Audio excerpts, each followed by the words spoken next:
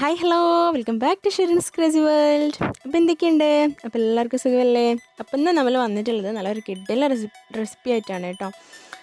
വേറെ ഒന്നുമല്ല, എല്ലാവർക്കും ചിലപ്പോൾ അറിയുന്നത് തന്നെ ആവും. നല്ല കിഡിലനായിട്ടുള്ള തേങ്ങാമുറിയാണ് കേട്ടോ. അപ്പോൾ തലശ്ശേരി ഭാഗങ്ങളിലൊക്കെയാണ് ഇത് കൂടുതലായിട്ടും കാണുന്നത്. അപ്പോൾ നല്ല സൂപ്പറാണിത്. നല്ല കിഡിലൻ സ്നാക്ക് തന്നെയാണ്. നമ്മൾ നോമ്പ് തുറക്കുന്ന ടൈമിലൊക്കെ കഴിക്കാൻ പറ്റിയിട്ടുള്ള ഒരു അടിപൊളി സ്നാക്ക് തന്നെയാണ് കേട്ടോ. നല്ലൊരു സർപ്രൈസ് ഉള്ള ഒരു സ്നാക്ക് തന്നെയാണിത്.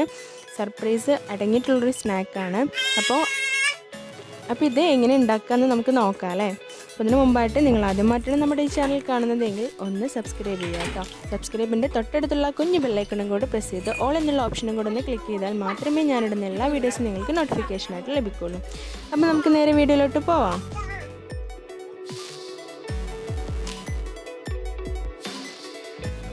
ഈ ഒരു കിഡിലൻ തേങ്ങാമുറി ഉണ്ടാക്കാനായിട്ട് നമ്മളിപ്പോൾ ഒരു ചട്ടി വെച്ചിട്ടുണ്ട്. അതിൽ നമ്മൾ എണ്ണ ഒഴിച്ചിട്ട് അത് ചൂടായി വന്നപ്പോൾ ഞാനിപ്പോൾ കുറച്ച് സവാള ഇതിലേക്ക് അരിഞ്ഞ് ഇട്ട് കൊടുക്കുന്നുണ്ട്.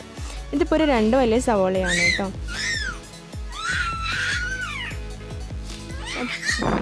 മോൻ്റെ സൗണ്ടാണ് കേട്ടോ കേൾക്കുന്നത്. ബുദ്ധിമുട്ടുണ്ടെങ്കിൽ സോറി. അപ്പോൾ ഇത് നന്നായിട്ടൊന്ന് വഴറ്റി കൊടുക്കാം കേട്ടോ നമുക്ക്. അപ്പോൾ ഈ വഴറ്റി കൊടുക്കുന്ന ഈ ഒരു ടൈമിൽ തന്നെ നമ്മൾ ഇതിലേക്ക് ആവശ്യമായിട്ടുള്ള ഉപ്പ് ചേർത്ത് കൊടുക്കുന്നുണ്ട്.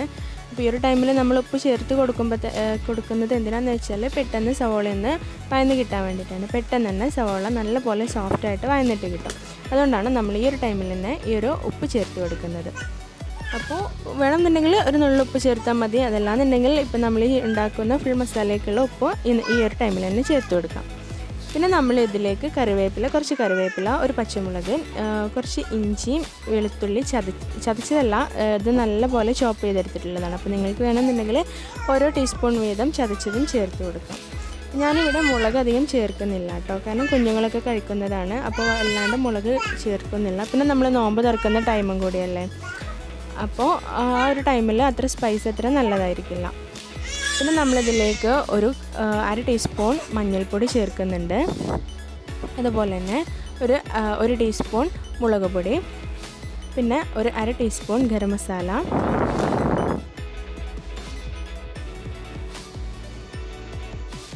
ഇതെല്ലാം കൂടെ ചേർത്തിട്ട് നമ്മൾ നന്നായിട്ടൊന്ന് വഴറ്റി കൊടുക്കാം. പിന്നെ കുറച്ച് മല്ലിപ്പൊടി കൂടെ ചേർത്തിട്ടുണ്ട് കേട്ടോ. 1/4 ടീസ്പൂണോളം മല്ലിപ്പൊടി കൂടെ ചേർത്തിട്ടുണ്ട്. അപ്പോൾ വീഡിയോയിൽ ഇടയ്ക്ക് മോൻ്റെ സൗണ്ട് വരുന്നുണ്ട്. അപ്പോൾ നിങ്ങൾക്കത് ബുദ്ധിമുട്ടായിട്ട് തോന്നുന്നുണ്ടെങ്കിൽ സോറി കേട്ടോ. അപ്പോൾ അവനിങ്ങനെ ഇവിടെ കളിക്കുന്നുണ്ട്. പിന്നെ ഈ ഒരു ടൈമിൽ ഞാനിപ്പോൾ നല്ല വേവിച്ച് വെച്ചിട്ടുള്ള ചിക്കനാണ് കേട്ടോ. അപ്പോൾ ആ ഒരു ചിക്കനും കൂടെ ഇതിലേക്ക് ചേർത്ത് കൊടുക്കുന്നുണ്ട്. അപ്പോൾ ഉപ്പും മഞ്ഞൾപ്പൊടിയും കുരുമുളക് പൊടിയും ഇട്ടിട്ട് വേവിച്ചെടുക്കുന്ന ചിക്കനാണ്. ഇതിപ്പോൾ ഞാൻ കുറച്ച് ചേർത്ത് കൊടുക്കുന്നുള്ളൂ, ഒരു 1/4 കപ്പോളം ചേർത്ത് കൊടുക്കുന്നേ ഉള്ളൂ. അപ്പോൾ നിങ്ങൾക്ക് കൂടുതൽ വേണമെന്നുണ്ടെങ്കിൽ കൂടുതലായിട്ട് ചേർത്ത് കൊടുക്കാം. അതും കൂടെ ഇട്ടിട്ട് നമ്മളിത് നല്ലപോലെ ഒന്ന് വഴറ്റി കൊടുക്കാം. അതിനുശേഷം നമ്മളിതിലേക്ക് ചേർത്ത് കൊടുക്കുന്നത് വേവിച്ചിട്ട് ഉടച്ച് വെച്ചിട്ടുള്ള കിഴങ്ങാണ് കേട്ടോ. അപ്പോൾ ഒരു വലിയ കിഴങ്ങും കൂടെ ചേർത്ത് കൊടുക്കുന്നുണ്ട്. ഉരുളക്കിഴങ്ങ് നല്ലപോലെ വേവിച്ചിട്ട് ഉടച്ചെടുത്തിട്ടുള്ളതാണ്. അതും കൂടെ നമ്മൾ ചേർത്ത് കൊടുത്തിട്ട് നന്നായിട്ടൊന്ന് മിക്സ് ചെയ്ത് കൊടുക്കാം. ഈ ഒരു ടൈമിൽ നിങ്ങൾക്ക് ഉപ്പൊക്കെ നോക്കാം. ഇപ്പം നോമ്പായതുകൊണ്ട് അത് നോക്കാൻ പറ്റില്ലല്ലോ അല്ലേ. അപ്പോൾ നമ്മുടെ ഈ ഒരു മിക്സ് ഇവിടെ റെഡി ആയിട്ടുണ്ട്. അപ്പോൾ ഇത്രയും കഴിഞ്ഞാൽ നമുക്കിത് മാറ്റി വെക്കാം. അപ്പോൾ ഈ ഒരു ടൈമിൽ നിങ്ങളുടെ കയ്യിൽ മല്ലിയില ഉണ്ടെന്നുണ്ടെങ്കിൽ അതും കൂടെ ചേർത്ത് കൊടുക്കാം കേട്ടോ. അപ്പോൾ അതായത് ഇപ്പോൾ നല്ല പോലെ തന്നെ ചൂടാറി വന്നിട്ടുണ്ട് നമ്മുടെ മിക്സ്. ഇനി നമ്മൾക്കിത് ഉണ്ടാക്കാനായിട്ട് തുടങ്ങാം.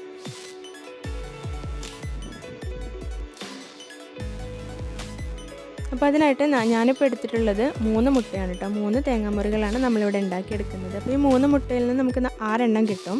അപ്പോൾ തന്നെ മതിയാവും. പിന്നെ കുറച്ച് മൈദപ്പൊടി എടുത്തിട്ടുണ്ട്. അത് മുട്ടയൊന്ന് കോട്ട് ചെയ്തെടുക്കാൻ വേണ്ടിയിട്ടാണ്.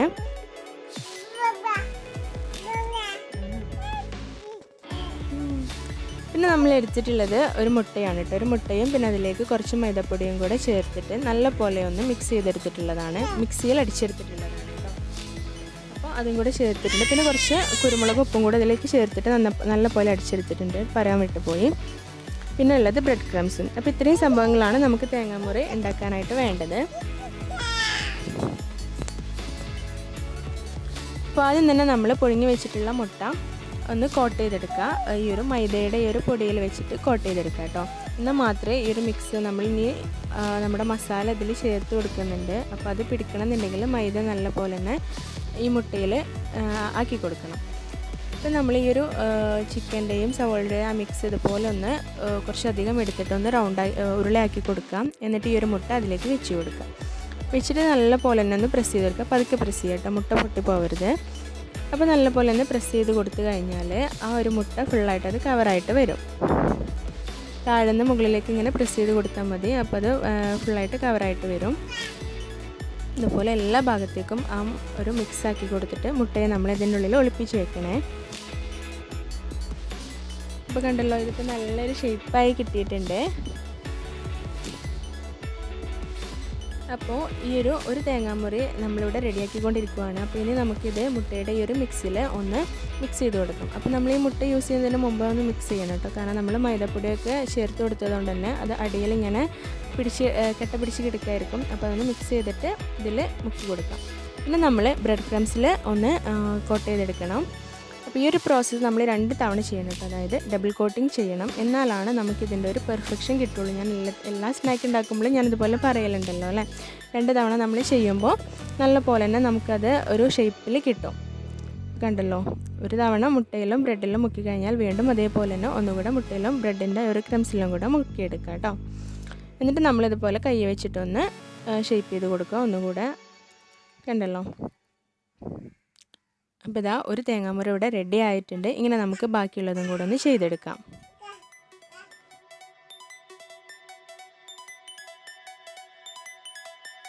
ഇത്രയേ ഉള്ളൂ പരിപാടി. സൂപ്പർ ടേസ്റ്റാണ് കേട്ടോ അതിന്. അപ്പോൾ ഇതാ നമ്മൾ 3 എണ്ണം ഇതുപോലെ ചെയ്തെടുത്തിട്ടുണ്ട്. അപ്പോൾ 3 എണ്ണം അത്യാവശ്യം നല്ല വലുപ്പത്തിൽ തന്നെ വന്നിട്ടുണ്ട് കേട്ടോ. അപ്പോൾ അതുകൊണ്ട് തന്നെ നമ്മൾ ഇതിൻ്റെ ഒരു പകുതി കഴിച്ചാൽ തന്നെ നമ്മുടെ വയറൊക്കെ നിറയും. പിന്നെ നമുക്കിതൊന്ന് ഫ്രൈ ചെയ്യാനായിട്ട് നോക്കാം. അപ്പോൾ ഫ്രൈ ചെയ്യാനായിട്ട് ഞാനിവിടെ ഒരു ചട്ടിയിൽ കുറച്ച് എണ്ണ വെച്ചിട്ടുണ്ട്. എണ്ണ ചൂടായപ്പോൾ ഇതിട്ട് കൊടുത്തിട്ടുണ്ട് കേട്ടോ നമ്മുടെ തേങ്ങാമുറി.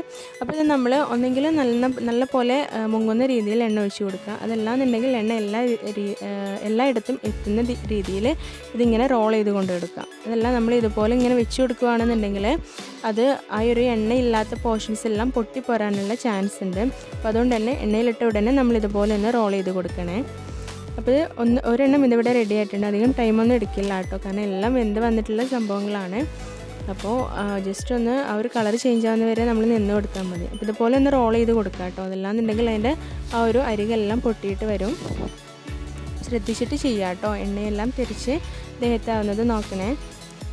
അപ്പോൾ ഇതെല്ലാം നമ്മളിവിടെ ചെയ്തെടുത്തിട്ടുണ്ട്. നല്ല സൂപ്പർ ടേസ്റ്റിലുള്ള ഒരു സ്നാക്ക് ഇവിടെ റെഡി ആയിട്ടുണ്ട്. അപ്പോൾ ഇതുവരെ ട്രൈ ചെയ്യാത്തവരുണ്ടെന്നുണ്ടെങ്കിൽ ഒന്ന് ട്രൈ ചെയ്യാം. ഇതിന് എന്തുകൊണ്ടാണ് തേങ്ങാമുറി എന്ന് പേര് വന്നതെന്ന് മനസ്സിലായല്ലോ.